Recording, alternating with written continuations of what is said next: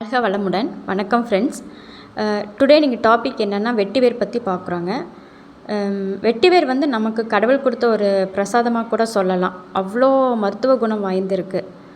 இது நம்ம வந்து பார்த்திங்கன்னா ரொம்ப பாசிட்டிவ் எனர்ஜி இதில் இருக்குங்க. நம்ம வீட்டில் இதை வைக்கும்போது நம்மளுக்கு மகாலட்சுமியோட அருள் வந்து கண்டிப்பாக கிடைக்கும்.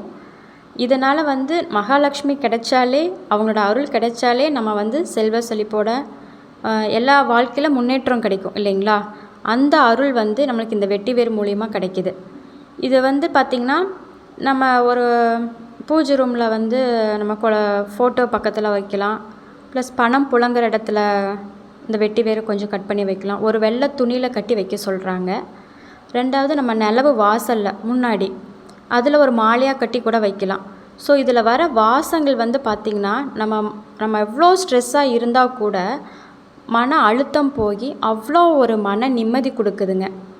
ரெண்டாவது தலைமுடிக்கு பார்த்திங்கன்னா இது வந்து ஒரு ஷியக்காய் பவுட்ரு யூஸ் பண்ணுற மாதிரி இந்த வெட்டிவேர பவுட்ரையும் நம்ம வந்து தலைக்கு யூஸ் பண்ணலாம்.